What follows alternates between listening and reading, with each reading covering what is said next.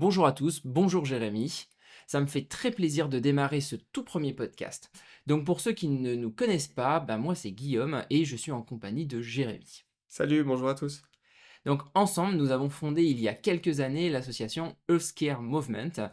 Donc avec cette association, on avait pour objectif de faire de la prévention sur les problématiques environnementales et leur impact sur notre santé. Donc notre principal atout, c'est de réaliser des documentaires. Cependant, c'est des projets qui demandent beaucoup de temps et comme là on l'a vu, on arrive à notre troisième année et on est encore en création de notre tout premier documentaire.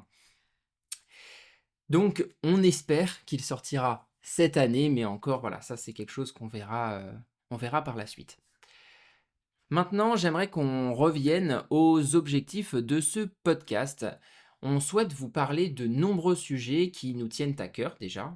Nous avons donc décidé de créer ce format pour partager avec vous nos réflexions, nos projets et surtout nos rencontres. Par ailleurs, si vous préférez le format vidéo, sachez que nous avons une chaîne YouTube où vous pourrez nous retrouver ainsi que les interviews qu'on réalisera. Mais maintenant, sans plus tarder, passons au sommaire de cet épisode. En première partie, nous aborderons un projet de Tour du Lac qui n'a malheureusement pas abouti. Nous en profiterons pour parler de l'importance de l'échec dans la réalisation de vos projets. Et ensuite, en dernière partie, nous aurons la chance d'accueillir Martin, que vous connaissez probablement sous le pseudonyme Trail sans douleur sur Instagram. Eh bien, moi, je m'appelle Martin Lemonnier. Je suis passionné de montagne et de trail de façon générale, en particulier d'ultra, parce que bah, voilà, j'adore pousser le corps un peu comme vous allez faire, aller le pousser à ses retranchements, essayer d'analyser un petit peu tout ça et d'observer tout ça. Et puis faire ça en trail, en montagne avec des paysages magnifiques, c'est quand même toujours assez exceptionnel et c'est une chance. Et, depuis quelques années maintenant, j'aide les trailers à guérir leurs blessures avec le renforcement musculaire et à construire des jambes plus fortes, justement pour leur permettre d'aller vivre ces expériences en montagne et de faire ça pleinement, librement et sans être limité par une blessure ou une douleur quelque part. Et puis voilà, pour qu'ils puissent faire la même chose que vous et profiter de leur corps pour vivre des expériences exceptionnelles. Pour ceux qui ne nous connaissent pas, on va faire un petit retour sur nos aventures marquantes de la Laponie en plein hiver 2023, un des hivers d'ailleurs les plus froids. Donc on était parti à la rencontre du peuple Sami pour notre documentaire justement, une communauté autochtone qui est ancrée dans ses traditions et pour comprendre comment le dérèglement climatique bouleverse en fait leur quotidien. Donc 3 mois d'expédition plus tard, après tout ça, on a une petite idée qui nous trotte dans la tête. Comment rendre l'année 2024, un peu plus intéressante, on va dire. Plus croustillante. Et effectivement, on n'avait pas d'autre idée que de se dire: «Tiens, ce serait pas mal si on marchait tout autour du lac Léman, 170 kilomètres d'une traite, sans s'arrêter». Quelle bonne idée!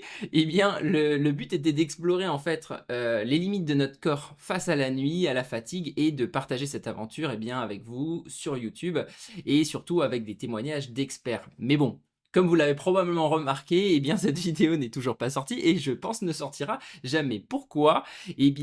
On va vous mettre une petite mise en contexte de qu'est-ce qu'il s'est passé cette nuit-là. Il est minuit, voilà, on est début décembre. On a super froid, il fait froid, hein, nous sommes au bord du lac Léman. L'hiver est très bien installé, hein, on est quand même au mois de décembre et pour un mois de décembre, il fait relativement froid. Le départ est donné. Donc on est sous un froid mordant, comme je vous le disais, une pluie fine qui nous accueille d'entrée de jeu, mais l'allure soutenue nous réchauffe rapidement, pour un temps, bien évidemment. Spoiler alerte, cette pluie ne nous quittera jamais. Donc après 6 heures de marche et une discipline stricte entre l'alimentation et l'hydratation toutes les heures, tout bascule. Moi j'ai une douleur sournoise qui s'installe dans mes genoux, au niveau du creux poplité et là en quelques minutes, je me retrouve incapable de me redresser. Là je comprends que, en fait, ça va être la fin pour moi. Donc on aura réalisé 40 kilomètres, tout ça en 6 heures d'effort, sous une pluie, battante, sous un froid mordant et je pense que tous ces éléments ont fait que, du coup, on a dû, on ont dû aggraver un petit peu cette douleur et du coup, on a pris la décision difficile, de s'arrêter. J'ai quasi pas eu besoin de te le dire, Je je te dirais. connais, hein. Voilà, je pense que je pense que tu l'as vu. Donc voilà, donc c'est à ce moment-là que bien les doutes commencent à s'installer. Mais comme on vous l'a, dit en introduction, eh bien cette aventure en fait qui a été avortée, nous a apporté énormément d'enseignements. Donc tu me poses la question, en quoi cette aventure nous a apporté, énormément d'enseignements? Et ben, je pense que déjà la première réponse, c'est de remettre un peu du contexte sur tout ce qui s'est passé en 2024. C'était une année très, très éprouvante, déjà donc cet hiver en Laponie a été un des plus rudes depuis les 30 dernières années, c'est ce que tu as dit. On avait eu des températures qui ont frôlé les -30 degrés et nos organismes ont été, touchés dans leur chair, que ça soit toi au niveau de tes mains ou moi au niveau de mes pieds. On est rentré avec, quelques traumatismes, je pourrais dire. Donc de ça, on a quand même besoin de se ressourcer avec nos proches pendant quelques temps et on avait surtout, l'envie féroce de, collaborer avec une boîte de production. Donc ces recherches nous ont pris énormément de temps et d'énergie, mais on part avec cette idée, de Tour du lac Léman, avec l'idée que cette boîte de production, on l'a trouvée, on a réussi à signer ce contrat et on a envie de se nous donner un nouveau challenge sportif. Donc vu qu'on fait du trail depuis plusieurs années et qu'on a des objectifs d'ultra trail, dans les prochaines années, on s'est dit qu'un ultramarathon accompagné, de l'interview et de l'expertise de Martin, qu'on connaît sur les réseaux sociaux, pourrait être, un gage de réussite et un projet de documentaire qui serait très intéressant à mener. Donc ce tour du lac, en quoi il a été riche d'enseignements, c'est que suite à cette blessure, en fait, qu'on pourrait voir comme, un énorme obstacle, d'ailleurs j'ai une phrase qui m'a absolument marqué, c'est, quand on a décidé de s'arrêter, on s'est réfugié dans un bar, on était pas loin de Montreux en Suisse et sous une pluie torrentielle, on se réfugie dans ce bar aux alentours de 7 heures du matin et juste avant de rentrer dans ce bar, tu m'avais dit, cette phrase qui je trouvais terrible, tu m'avais dit, «Si je ne finis pas ce tour du lac, je sens que ça va être un gros coup au moral pour moi» et ça m'a fait écho et j'ai trouvé ça fort comme phrase et assez dur. Est-ce que tu peux nous en dire un mot dans l'état émotionnel que tu étais à ce moment-là et juste nous le partager? Bah, en vrai, je trouve que ça reflète énormément l'état dans lequel, ben, j'étais moi, parce que, la blessure, elle est venue d'un coup, violemment.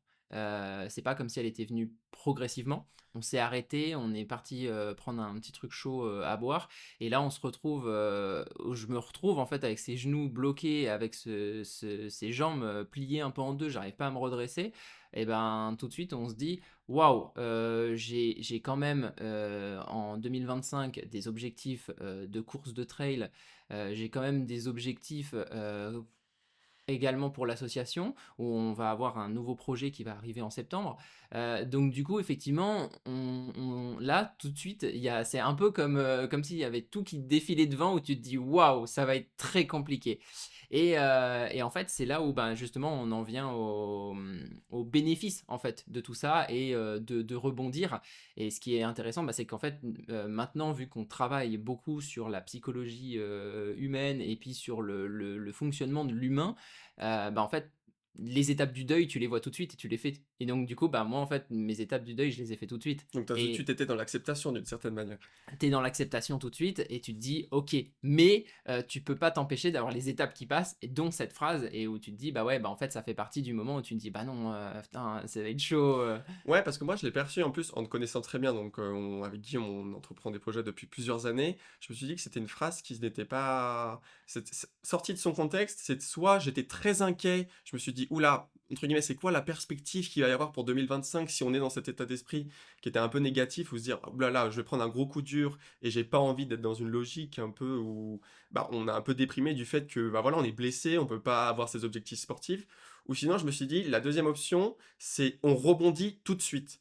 D'où ce bar en fait. On aurait pu très bien se dire: «Bah, il y a un train qui passe là, on prend le train, on rentre chez nous», ou sinon on va se poser dans un bar, poser à plat ce qu'on ressent, donc un peu analyser nos émotions sur l'instant T, à chaud et essayer de comprendre, faire une analyse, à chaud de, qu'est-ce qu'on ressent en fait?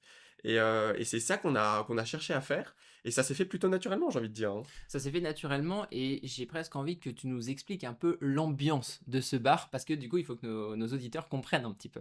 Alors Donc il était 7 heures du matin, le jour, ne se lève pas du tout, il fait encore bien nuit, on est en plein hiver le 2 décembre et en arrivant dans ce bar, je vous fais un petit topo, c'est un peu le petit bar PMU, imaginez, il est 7 heures du matin, il y a tous les habitués, qui sont assis au comptoir, certains ont déjà commencé l'alcool, d'autres non, mais il y a une ambiance très chaleureuse, il fait très chaud, nous on sort de 7 heures de marche, on va dire proche des 0 degrés avec une température enfin avec une atmosphère très humide. Donc on est trempé, on s'assoit et le barman comprend très rapidement que on n'est pas des habitués et que on a besoin de se réchauffer et de se poser un moment. Il nous offre gentiment un café et un croissant d'ailleurs, si je ne m'abuse. Et avec Guillaume, on comprend très rapidement. Donc certes, on a convenu entre nous que c'était la fin de ce challenge sportif, mais que je lui pose très rapidement les bases que qu'est-ce qui fait qu'on a dû s'arrêter prématurément et en quoi cette aventure doit être la dernière préparée de cette manière-là et dans ce contexte-là. Euh, pour revenir un petit peu en arrière, entre guillemets, à cet échec, parce qu'on pourrait, enfin, moi je le vois comme un échec, euh, même si c'est pas moi qui me suis blessé factuellement, mais vu qu'on fonctionne comme un binôme, entre guillemets, ce que Guillaume vit et ce que je vis, c'est toujours du 50-50 en fait, et c'est quelque chose qu'on a en tête depuis la Laponie et même avant, même en Corse, etc. Donc cet échec, tout de suite faire une analyse à chose de qu'est-ce qu'on a ressenti, et la première chose que j'aimerais dire, c'est la progressivité qu'on n'a peut-être pas eu dans un effort physique d'une telle importance, entre guillemets, qui de nos jours est capable de se lancer sur un tour du lac de nuit pour 175 km. Pour moi, et comme Martin le dit très bien, on vous mettra un extrait juste après, je sais pas comment on va pouvoir faire ça. Et moi, je commençais la course à pied, je me suis dit que faire un semi, c'était énorme, tu vois? Et puis au final, je crois que 3 ou 4 ans plus tard, j'ai fait un 170.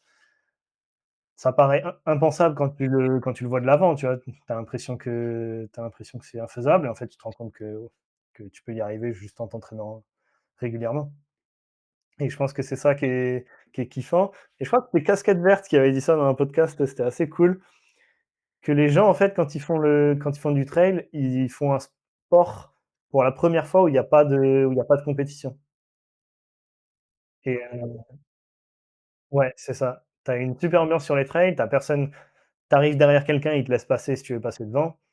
Et je pense que ça, c'est quelque chose qu'on a dans assez peu de sports et que ouais, en fait, ça te laisse, kiffer ta course.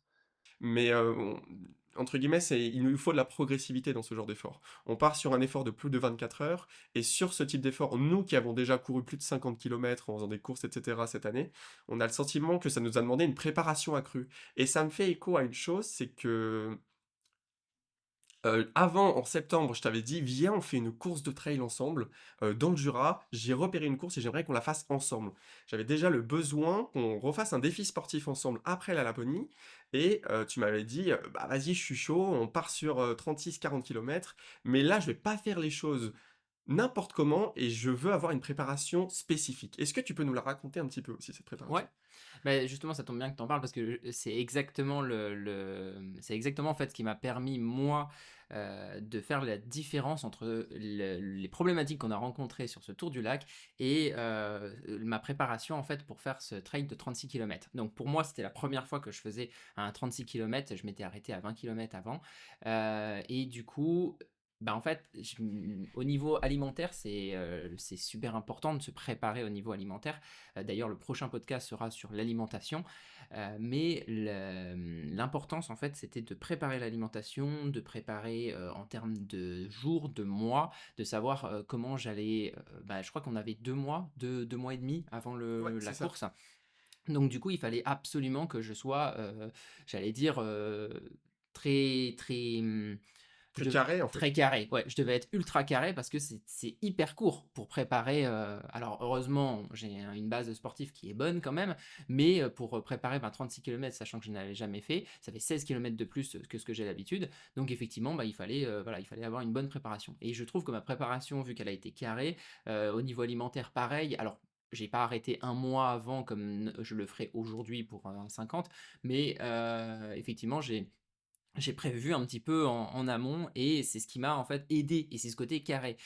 Or, quand on est reparti, bah, pour le tour du lac, j'avais pas eu une préparation alimentaire, j'avais pas eu, toutes ces préparations qui sont, super importantes et je pense qu'effectivement, une chose qui nous a manqué, c'est cette progressivité. Moi, je trouve qu'on a été trop vite, trop vite, trop rapide. Ouais, et ça me fait écho à quelque chose, c'est que tu m'as dit à la fin de ce trail de 36 kilomètres, tu m'as dit une chose qui m'a marqué aussi, c'est que, oh, le résultat, tu étais très content, tu avais eu de très bonnes sensations pendant cette course et tu t'étais régalé, hein, d'une certaine manière, mais tu m'as dit, plus que le résultat, en fait, ce que j'ai adoré, c'est ce côté carré de la préparation. Ouais, Tu m'avais dit vraiment cette préparation, être très méticuleux dans mes entraînements, très méticuleux dans ce que je mangeais, dans, entre guillemets, dans tout ce que tu avais à faire pour être performant le jour J. Tu t'es dit, mais en fait, si un jour je vais faire de l'ultra trail, avoir une préparation de 3, 4, 5 mois, mais je sais que c'est ça qui va me convenir et me faire du bien, en fait. ouais.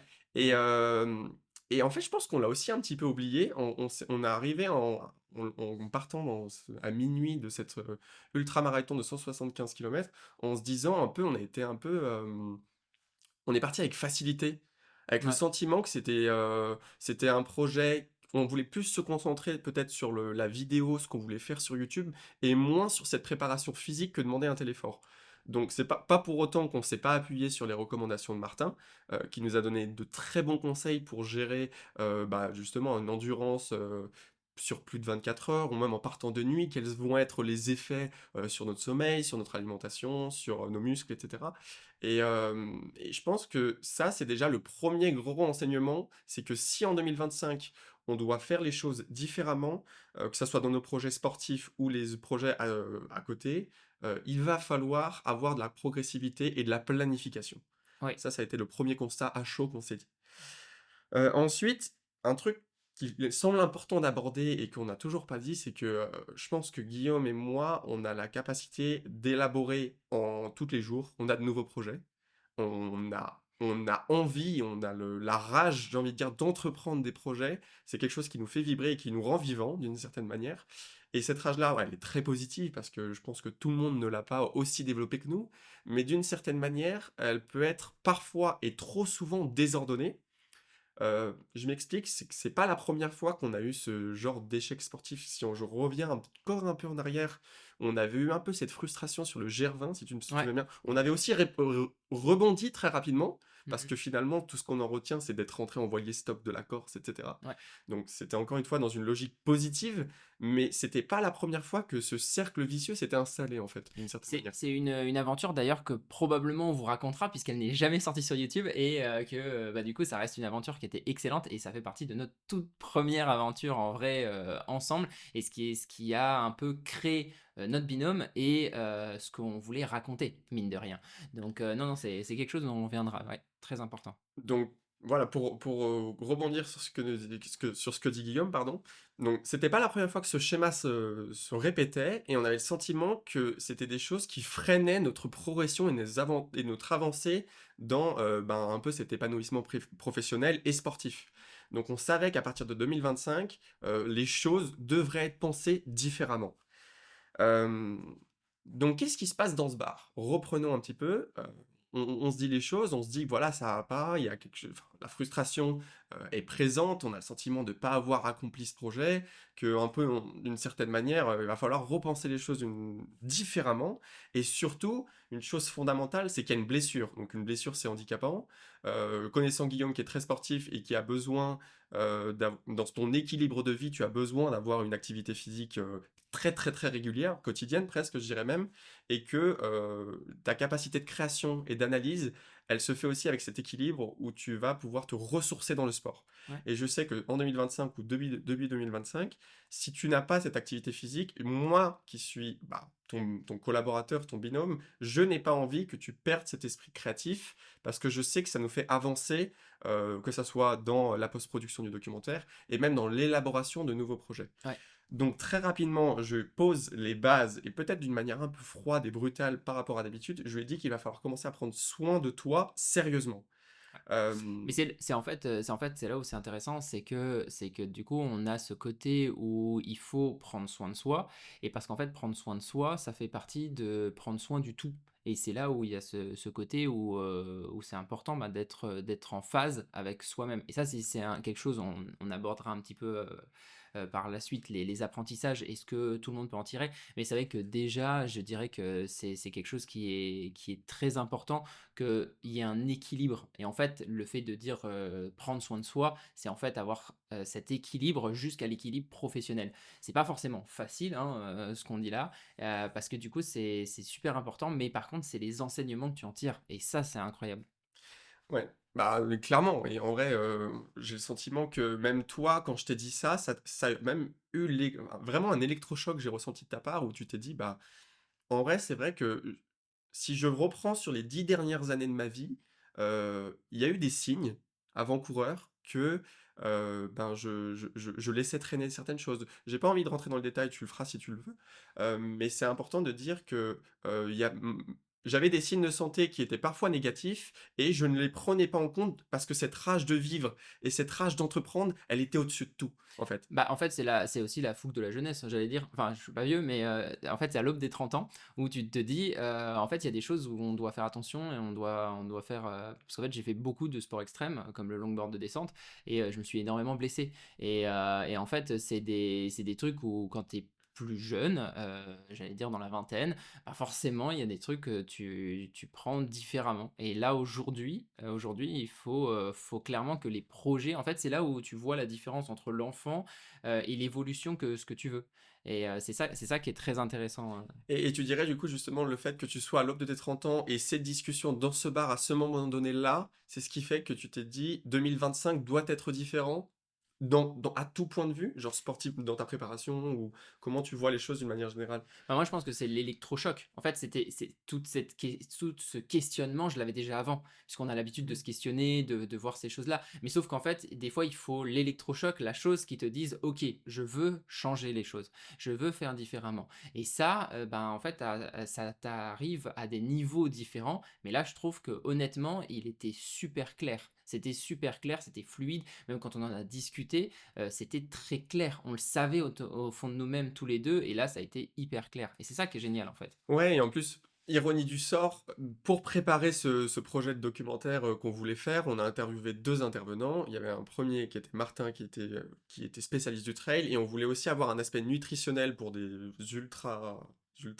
efforts, je sais pas comment on pourrait dire ça, de l'endurance, De la longue de endurance. la longue endurance d'une certaine manière et c'est pour ça qu'on avait interviewé et rencontré une diététicienne qui pouvait nous expliquer, d'une certaine manière, qu'est-ce qu'il fallait mettre en place dans le sport, mais également dans la vie d'une manière générale et je sais pas si tu veux en parler, mais je pense que c'est hyper important, en 2025, tu avais le besoin aussi d'avoir un équilibre nutritionnel pour être performant dans ta pratique. Ouais. D'ailleurs, on en reparlera comme l'a dit Guillaume, mais aussi pour te sentir mieux dans ton corps. Et je pense que sans rentrer dans le détail, parce que ça fera vraiment l'objet d'un podcast, est-ce que tu peux nous dire ce que tu as mis en place en 2025 et en quoi ces 3 à 6 prochains mois va prendre une place énorme et fondamentale dans ta vie? Ouais, bah du coup, ce qui va être intéressant, mais ça, justement, ça fera l'objet d'un podcast en entier. Ça va être pourquoi l'alimentation est-elle importante, mais surtout sur les troubles alimentaires, sur l'impact en fait sur l'intestin. C'est surtout sur l'intestin. euh, on va dire que 50% de la population a des troubles intestinaux qui ne sont ni graves, on ne parle pas de cancer du côlon ou quoi que ce soit, mais on parle de troubles d'inflammation des intestins. Et ça, ben, forcément, c'est quelque chose que j'ai, qui m'embête au quotidien et depuis des années. Et aujourd'hui, en mettant en place des choses très simples, mais avec un suivi nutritionnel, on se rend compte qu'en fait, c'est ultra rapide, c'est beaucoup plus simple que ce qu'on pense. Par contre, c'est très drastique et c'est pour ça que bah, ça va nous empêcher de manger certaines choses, de boire certaines choses parce que ben voilà, en fait, c'est des objectifs. Et en fait, c'est en déterminant entre guillemets ces objectifs là où on veut aller que on sait ce qu'on va devoir mettre en place. Et c'est pour ça que là, comme tu disais, ben, à l'aube des 30 ans, c'est le moment. Ouais et puis je pense que même tu vas peut-être faire ce travail sur 6 mois, mais en 6 mois, tu vas mieux te connaître à la fin et je sais que faire ce travail-là, ça va te permettre, d'être plus performant dans ta performance sportive, mais également dans les projets que tu vas mener, tu vas mieux dormir et cetera et je trouve que c'était quand même important d'en parler et à chaud, on en a parlé tout de suite, donc dans ce bar, on en a parlé tout de suite et on s'est dit une chose qui est fondamentale entre moi et Guillaume, c'est que on a le sentiment très régulièrement de devoir faire des bilans, Mmh. bilan personnel de qu'est-ce qu'on vit dans le moment, qu'est-ce qui nous anime dans les projets qu'on mène? Est-ce que c'est toujours le cas déjà? Donc vraiment se poser la question parce qu'on fait tellement de choses que des fois on oublie un peu est-ce que ça nous plaît vraiment? Donc on a le sentiment et le besoin de le faire. Donc on s'est donné un peu des devoirs chacun, quels sont les points positifs de tout ce qu'on mène? Qu'est-ce qu'on doit améliorer? Et on s'est dit: «Passons les fêtes de fin d'année, chacun de notre côté, on se voit pas, on s'écrit pas et on se retrouve à la rentrée janvier dans un endroit neutre, dans le Jura, dans une petite cabane, perdue au fond d'un cirque, Avec 2 ânes. avec 2 ânes à côté de nous et là, on va se dire un peu, ben, posément, à froid finalement et l'idée c'est vraiment de dresser en fait une planification, de travail, mais également, de qu'est-ce qu'on veut faire en fait en 2025 et au-delà, mais de manière structurée pour éviter, que ces projets comme le Tour du lac Léman se répètent. Du coup, dans notre petite maison où on s'est retrouvés, et bien, pourquoi en fait on s'est retrouvés comme ça et à quoi ça sert de prendre 2 jours off? Alors quand vous êtes un binôme, quand vous êtes plusieurs, bah, pourquoi c'est intéressant en fait de prendre ce temps-là? Bah, nous, le besoin qu'on avait en fait, c'était de planifier 2025 et bah, comme on l'a dit, moi j'aime bien que ce soit carré, que les choses soient bien faites. Et dans ce bar où on avait un peu l'idée que, alors on avait plein d'idées, plein d'envies, plein de besoins, et ben en fait, il nous faut ce temps-là pour planifier correctement les choses. Et là, dans cette petite maison dans la campagne, eh bien, ça nous a permis de planifier quoi? Eh bien, de savoir que alors, pour ceux qui ne le savent pas, on est infirmier de profession. Aujourd'hui, on ne gagne pas suffisamment d'argent pour, subvenir à nos besoins avec le documentaire ou les choses comme ça, donc c'est pour ça qu'on est obligé de travailler quand même, certes à un faible pourcentage, mais de travailler quand même. Heu, du coup, on doit planifier, bah, des objectifs de salaire. On doit aussi planifier nos objectifs d'association. On doit aussi planifier nos objectifs sportifs pour que justement, comme on l'a dit, eh bien, ce schéma ne se reproduise plus. Donc en fait, on a plein de choses s'accumulent et après, on ne peut pas tout faire. Et c'est là où aussi, bah, en fait, on a des envies. On a des envies aussi de refaire d'autres choses, des gros projets. Et c'est ça qui est bien, je trouve, c'est que entre ces 3 ans d'évolution, ce qui va être important de se rendre compte, c'est, toute l'énergie que tu donnes, à quoi ça sert en fait et jusqu'où tu vas. Et là, nous, ce que je trouvais très intéressant, bah, c'est qu'en fait, il y a des choses qu'on voulait faire qu'on pourra pas. Parce que en fait, pas assez d'énergie, pas de temps, pas de choses comme ça, et que par rapport à notre planning, bah, en fait, c'est pas possible. Par contre, du coup, on s'est rendu compte qu'on était capable de pouvoir faire ça, de pouvoir faire ça. Dans cet exemple, eh bien, il y a le podcast aujourd'hui qui rentre, dans notre charge de travail et ça, c'est plutôt intéressant puisque ça nous permet de parler de plein de choses qu'on voulait vous parler. Nous, on a l'habitude de tout filmer et de partager ça en vidéo, mais en fait, on n'a pas le temps pour les monter et on a personne pour les monter aujourd'hui. Donc, ce qui est plus simple pour raconter ce qu'on a envie de raconter, eh bien, c'est un podcast, tout simplement. Derrière, on va avoir aussi bah, la planification avec la boîte de production, ce qui prend, en fait, vous vous rendez pas compte, mais ce qui prend énormément de temps. Des fois, en fait, c'est un peu frustrant parce qu'on aimerait partager certaines choses et on peut pas, puisque là maintenant, on est sous un contrat de confidentialité. Donc, il y a beaucoup de choses qu'on ne peut même pas partager.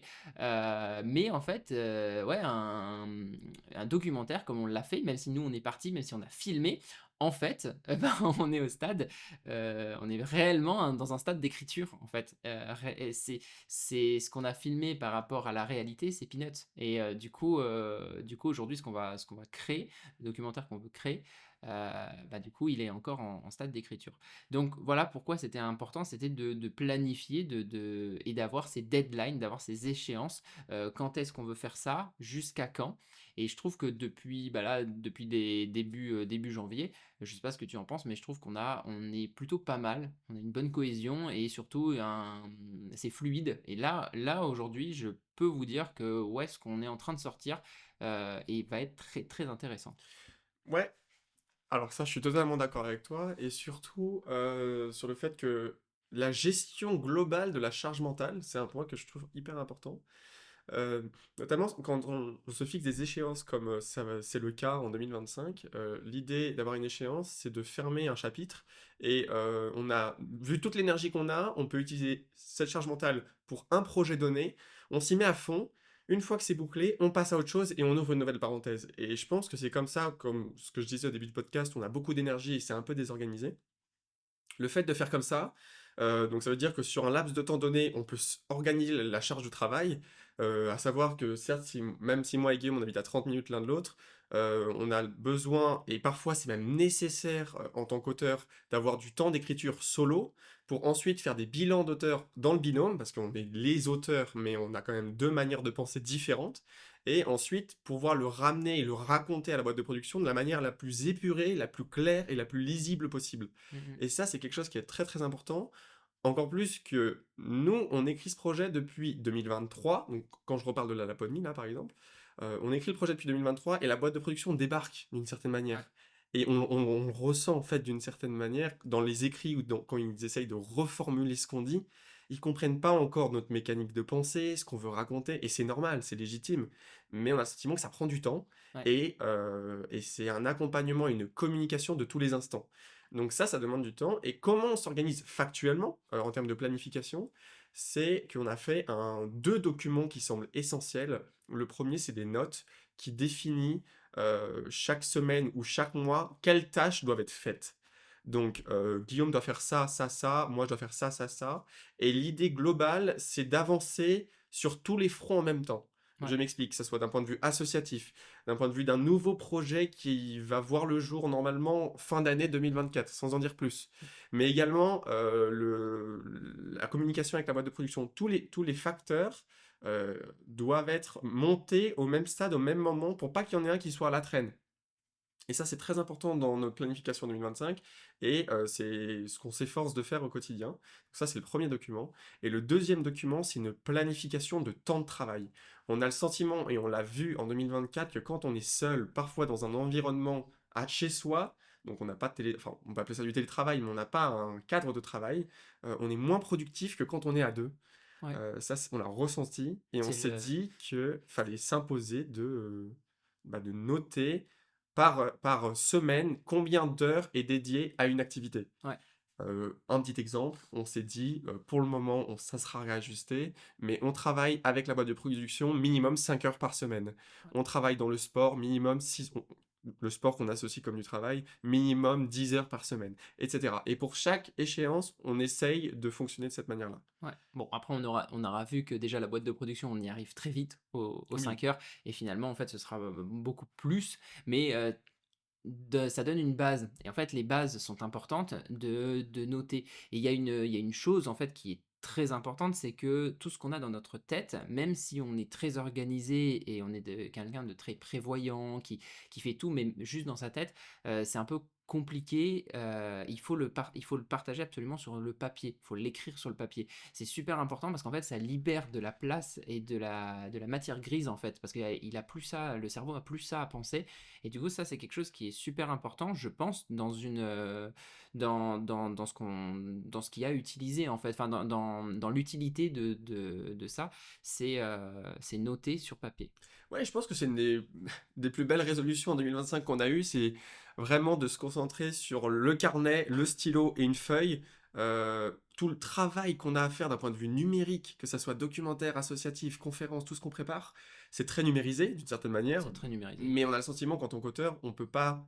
La charge mentale, on la libère vraiment de cette manière-là. Et toi, je sais Mhm. pas ce que tu en penses depuis qu'on a ce carnet tous les deux, mais ça libre l'esprit et entre guillemets, ça dépollue notre cerveau. Alors après, c'était plus dans le sens où noter sur l'ordinateur, Ok. enfin, c'est noter tes idées quelque part, de D'accord. plus les avoir dans ton cerveau, mais de les avoir en visuel. Bah, moi, pour le coup, Ton carnet. encore plus le carnet, je pense que ça me permet vraiment d'organiser mes pensées et de planifier tout ce que j'ai à faire indépendamment de Ouais. tout ce qu'on a à discuter ensemble, quoi. Donc, on maintient aussi ce format de la semaine associative, chose qu'on avait mis en place en 2024 qui nous avait quand même relativement correspondu. On avait le sentiment qu'on était beaucoup plus investi pendant ce temps-là et que justement, même d'un point de vue planning infirmier, ce qu'on devait faire, on pouvait mettre des missions de travail à côté. Euh, mais c'est quelque chose qui était plutôt adapté. Revenons sur un dernier point sur comment on va faire en fait pour faire de la planification sportive. Quelles sont les échéances en 2025 à ce niveau-là? Et est-ce que justement ce que dit Martin n'est pas pertinent? Oui, donc là, on va laisser la place, pour les questions qu'on a posées à Martin. Heu, Voici un extrait. La préparation mentale, c'est super important pour les ultras parce que, tout simplement, c'est une grosse cause d'abandon. Donc il faut y être préparé et je pense qu'il y a beaucoup de gens qui ont un peu un fantasme d'un moment difficile dans la course, où on se dit: «Là, ça va être difficile, mais je serai super fort, je serai motivé, je vais continuer malgré le fait que ce soit difficile». Et en fait, non, ça c'est les moments qui sont faciles. Les moments vraiment difficiles, c'est l'inverse, c'est quand tu as plus du tout envie d'avancer, que tu as mal partout, que tu as envie d'arrêter, il y a tout qui fait mal. C'est ça les moments qui sont vraiment difficiles, c'est ceux où ouais, où tu te poses la question de pourquoi est-ce que tu fais ça, pourquoi est-ce que tu as choisi de faire ça et cetera. Et être vraiment prêt à ces moments où, en fait, tu auras probablement envie de t'arrêter ou de ne pas continuer. Y être prêt, c'est super important et avoir un pourquoi, une raison de le faire qui est ancrée et qui est claire pour toi, c'est super important puisqu'il va falloir, hem, il va falloir être prêt à surmonter ces objectifs-là, à savoir passer ce moment et c'est ça qui est difficile. De la même façon, réussir à comprendre que ta forme pendant un ultra, pendant une épreuve de longue distance, elle vient en cycle. Il y a des moments, ça va pas du tout, mais en fait, c'est pas parce que ça va pas du tout maintenant que dans 2 heures, ça ira pas. Quand tu le fais pour la première fois, tu peux avoir tendance à penser que si là, ça va pas, 2 heures plus tard, ce sera encore pire et en fait, c'est pas du tout le cas. Ça va, ça vient et il faut un peu apprendre à surfer la vague et c'est comme ça que tu arrives à continuer malgré ça. Donc effectivement, là, c'est très juste, ce que nous dit Martin, puisque nous, on le voit, en fait, dans notre façon de travailler. Des fois, on s'imagine, en fait, que ce contrat va être compliqué à avoir, que cet objectif va être difficile à atteindre et en fait, on se rend compte que, tout ce qu'on a mis en place fait qu'on y arrive et qu'on atteint cet objectif. Donc en fait, les moments difficiles, c'est pas ceux-là, c'est ceux qu'on n'avait pas prévus et en fait, c'est toute cette préparation qui est importante à avoir. C'est une préparation à la fois, ben, du coup, nous, chez nous, c'est physique, mais elle est aussi mentale. Et c'est de savoir qu'est-ce qu'on est capable d'accepter. Donc, c'est quelles difficultés on est capable d'accepter. Et je crois que pour tout auto-entrepreneur ou toute personne qui essaye de monter un projet, bah, je pense qu'il y a des moments où c'est le moment où on va se dire je vais lâcher, j'ai plus envie, c'est dur. Et ben en fait, c'est ce moment-là, et c'est exactement le même moment qu'on vit dans un sport. Donc Encore en plus dans fait, le trail. et encore plus dans le trail. Donc du coup, c'est ce moment qui est intéressant. Et c'est s'il y a bien une leçon qu'on doit tirer de ça, de ces efforts et puis de ce que nous dit Martin, c'est que quand il y a un moment qu'on a du mal à, qu'on se dit, c'est dur, et ben c'est le moment où il faut accélérer. Et il y a autre chose que nous dit Martin qui est très très intéressant. On vous met un extrait et on en discute juste après. Si tu regardes les meilleurs, bah, je crois que Jim Wesley, pour préparer l'UTMB, il courait 40 heures par semaine, quoi. Donc c'est ouais, donc même, je sais plus comment il s'appelle, celui qui a gagné la Hard Rock cette année, heu, le Français. Ouais, c'est ça. Mais je crois qu'il faisait des semaines de 220 kilomètres en montagne pendant, plusieurs mois avant de préparer la Hard Rock. Si tu veux gagner une course, il va falloir y passer un temps immense et ça, tu peux pas y couper. Et si ton objectif, c'est juste de passer un bon moment, de vivre une expérience assez incroyable et cetera, bah, tu as pas nécessairement besoin de courir une quantité affolante comme ça et je trouve que dans l'industrie, il y a un peu cette culture d'essayer de juste courir le plus possible pour préparer ta course. Alors que honnête alors qu'en fond et encore une fois, ça dépend vachement de ton objectif, ce que tu recherches par l'ultra, par la course que tu veux faire. Est-ce que c'est vraiment purement performance? Est-ce que c'est plus plaisir? Moi, je sais que ce que je recherche quand je fais une course, c'est vraiment juste vivre une expérience cool qui me fait kiffer, qui va me faire découvrir moi-même ce que je vis dans ces moments et finalement, si je mets 36 heures ou 40 heures, bah, 2 semaines plus tard, je l'ai oublié, quoi. Et heu et donc être clair sur ton objectif et ensuite adapter ton entraînement en fonction. Par exemple, moi, je suis pas prêt à aller courir, 30 heures par semaine, même beaucoup moins que ça, parce que c'est pas parce que je veux que ces courses rendent ma vie meilleure et je suis pas prêt à sacrifier, certaines choses de ma vie pour améliorer en course. Donc c'est vraiment être clair sur ton objectif quand tu fais la course et ton entraînement découle de l'objectif de ce que tu recherches. Donc voilà, là, ce qu'il nous dit, sur le temps d'investissement pour atteindre ses objectifs, c'est sûr que en fonction de si on veut être premier de la course ou juste prendre du plaisir pendant une course, ça va pas être le même temps d'investissement et au vu du planning qu'on a en ce moment et de tout le justement avancer sur tous les fronts d'un point de vue associatif, documentaire et cetera, on doit se limiter un certain temps, en fonction de ce qu'on veut faire, quoi et dans le trail, l'objectif, si on vous le résume de manière, très rapide, c'est de commencer à faire de l'ultra trail, donc de vraiment de la longue distance et on n'est vraiment pas dans une objectif de chrono pour le moment, vraiment pas de blessure et de plaisir. Et pour ça, je trouve que c'est hyper intéressant et important, comme on l'a déjà dit auparavant, sur comment on va planifier nos exercices de sport et qu'est-ce qu'on recherche au final, quoi. Et on trouvait que c'était quand même très très bien résumé de la part de Martin. Donc en fait, tu peux pousser infiniment plus que ce que tu penses, simplement en ayant une bonne raison de le faire et une motivation pour le faire. Et ensuite, pour la blessure, ce que je recommande souvent, c'est à l'avance d'écrire quel niveau de blessure te fait t'arrêter. Parce qu'il y a un moment où ça peut être une très raisonnable d'arrêter ton ultra parce que tu as une blessure. Ça dépend juste à quel point est-ce que cette course elle est importante pour toi, à quel point est-ce que peut-être pendant un mois ou deux, être blessé, c'est important ou pas pour toi. Et un peu cette balance à avoir entre les deux, où en fonction de ça, il y a des courses où ça va être intéressant de pousser même si tu as une blessure, et il y en a d'autres où bah, peut-être qu'il faut juste s'arrêter là, et il y en aura d'autres pour faire ça mieux. Du coup, de tout ce qu'on a parlé, aujourd'hui, eh bien, en fait, il y a des éléments qu'on aimerait en retirer. C'est quoi réellement, en fait, en quoi l'échec est réellement positif, en fait, pour un binôme, pour un auto-entrepreneur, du management, même, j'allais dire, dans des services, d'infirmiers à l'hôpital, des Situation services complexe, ouais. dans des situations complexes, en fait, qu'est-ce qu'on peut mettre en place? Eh bien, moi, je trouve que on va pouvoir se remettre en question et déjà ça, c'est quelque chose qui est génial parce qu'en fait, ça permet donc on l'a vu là, c'est vraiment un véritable vecteur d'onde positif. Ça nous permet de la restructuration et de l'apprentissage. Donc on pense souvent que ça va avoir un impact négatif sur nos échéances parce que si on parle de contrats, qui ont certaines sommes, bah, du coup, d'avoir des échéances qu'on n'arrive pas à tenir, bah, forcément, c'est de l'argent en moins. Et du coup, forcément, bah, on se dit, ça va nous retarder. Alors qu'en réalité, des fois, l'échec va peut-être être un véritable tremplin pour éviter de refaire les mêmes erreurs déjà. Et du coup, si je compare à 2023-2024, aujourd'hui en 2025, je sais qu'on ira beaucoup plus vite et beaucoup plus loin, On sera beaucoup automatiquement. plus productif aussi, hein, ça c'est Ce sera certain. beaucoup plus productif.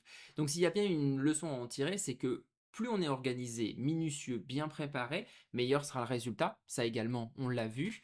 Et que vous soyez seul ou en groupe, il est essentiel de reprendre vos objectifs, de vous demander si vous n'avez pas visé trop haut et si ça vous convient également. Si c'est important S'écouter. de s'écouter, de se dire, mais en fait, finalement, ce que je fais aujourd'hui, est-ce que ça me plaît? Juste pour reprendre un petit exemple, j'adorais faire mes vidéos YouTube. Aujourd'hui, je n'ai ni le temps et ni même l'envie, j'allais dire, parce que l'envie n'est plus là, j'ai d'autres objectifs.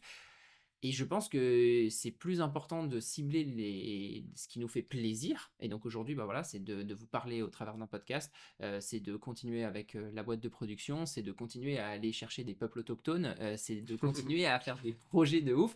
Et ça, voilà, donc ça, c'est ce qui nous passionne au quotidien. Et je pense que voilà, faites des choses pas pour les faire, mais pour vous faire plaisir avant tout. Ouais, je suis d'accord. Et moi, je rajouterais une chose, c'est que vous soyez en binôme ou que vous soyez seul, essayez toujours de communiquer, que ça soit une personne extérieure ou une personne intégrante au projet.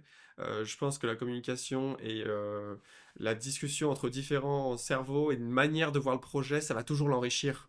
Et que ça me fait écho quand on a un problème de groupe ou un problème individuel. Soit l'isolement, on n'est jamais bon, soit quand on est dans une logique entrepreneuriale, la discussion amène à atteindre les objectifs. Donc ça peut paraître anodin, mais on a le sentiment, et encore plus dans le monde dans lequel on vit, que la communication est de moins en moins bonne et de moins en moins fluide, et que ça reste central dans la réussite des projets que chacun veut mener. Mhm. C'est vrai, c'est vrai. Et je rajouterai justement la petite phrase de Martin qui nous l'a dit, hein, jusqu'où acceptons-nous la douleur et donc les conséquences qui vont avec. Ah, tu peux la refaire. Désolé. Et je rajouterais même très justement, comme l'a dit Martin, jusqu'où acceptons-nous la douleur et donc les conséquences qui vont avec? Jusqu'où sommes-nous prêts à aller? Quel temps d'investissement sommes-nous prêts à mettre pour avoir des objectifs? Bon, bah, on espère en tout cas que ça vous a plu. On vous laisse méditer sur ces mots et on revient dans 2 semaines sur un nouveau format, une nouvelle histoire racontée et on vous en dit bientôt non, je vais reprendre. Pas un nouveau format, hein. Non, oui, pas un nouveau format. Sur ces jolis mots, Guillaume et Martin, du coup, et ben, on vous laisse méditer sur les 2 prochaines semaines de tout ce qu'on a dit, et on revient pour un nouvel épisode dans 2 semaines. On espère que ça vous a plu. Si c'est le cas, n'hésitez pas à nous mettre un commentaire si c'est possible, et à en parler autour de vous, car comme vous le savez, c'est le premier épisode, on a besoin d'être référencé par les algorithmes, et on vous dit à très bientôt. Merci Guillaume en tout cas pour cet échange. Merci Jérémy, à plus.